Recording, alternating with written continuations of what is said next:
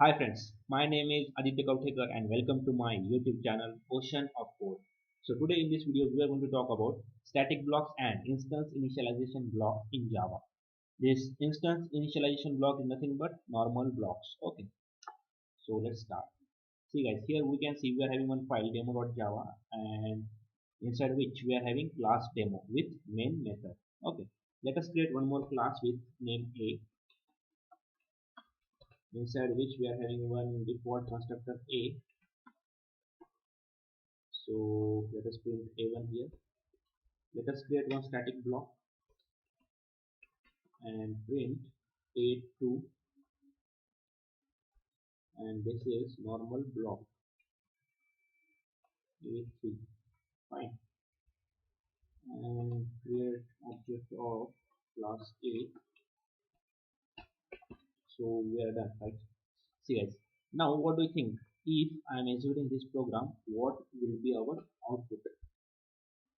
So yes, output should be a2, a3 and a1. Why? Because see, static, and this is instance initialization block. Let me execute first. See guys, a2, then a3 and then a1. Why? I mean static block, then instance block and then constructor. Because static blocks are executed when classes are loaded, whereas normal blocks are executed when an instance of the class created. Okay, so when we execute this line, so what is happening, we are loading the class first, right? That's why this static block is getting executed, and as we're also creating instance, right? So this instance block is getting executed, and this is, I mean, as application of this object, default constructor is getting called by default. That's why this part is getting executed after that. Now let us say we are having two static blocks. So what do you think, what will be the output? A4, let us say output should be a2, a4, a3, a1, right? A2, a4, a3, a1. Why? Because see, I mean same concept, just it will execute in sequence. Static blocks in sequence, then normal blocks in sequence, and then all remaining things. Okay, and what things we are calling. So that's pretty clear now, right? Now let us establish a parent and child class relation. So okay, let it be parent class and create child class here. Class B extends A.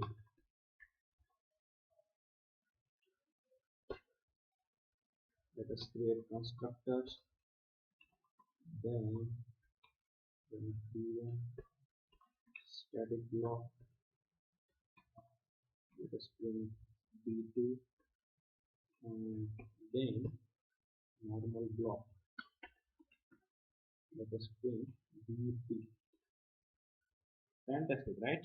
And parent class, child class, all the relationships, all those stuff. Let me remove this forms and remove all the fine. Now instead of this we will create object of class B.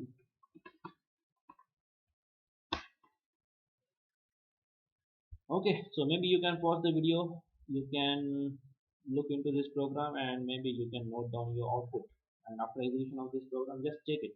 Anyways, I'm going to explain it. Fine. Okay, so I'm going to execute now, and the output is a2. Let me show you. See, we are creating object of class B. Class B is nothing but child class. Okay, and we got output as a2 first. Okay, then b2. Okay, static block of parent class, then static block of child class, then a3. Okay, instance block of parent class, then constructor of parent class, and then instance and constructor of child class. So see guys, we have created object of child class. So child class got loaded, but before that, as it is child class, it will load class A, and as class A is loading, we are getting A2 as output. As soon as class A is getting loaded, this static block is going to get executed for parent class. Then child class got loaded, so this thing got executed. Then instance block of parent class and constructor, and instance block of child and constructor. I hope it is clear. Now, if someone is giving you program in the interview or somewhere, like if he is creating more static blocks and more normal blocks, so execution, concept will be the same, just it will execute in the sequence. Okay, that's fine. If you have any doubt, maybe you can write those doubts in comment section. Okay, I will definitely reply that. So, okay, let us create one more thing for your concept here. Mm, Let me remove all of this,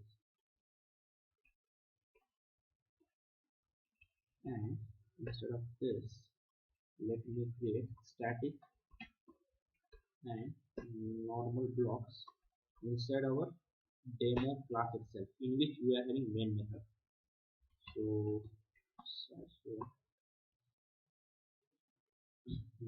let us print C here, so B here, and so A here. See that? Okay, so class demo, main method, static block, normal block. Fine.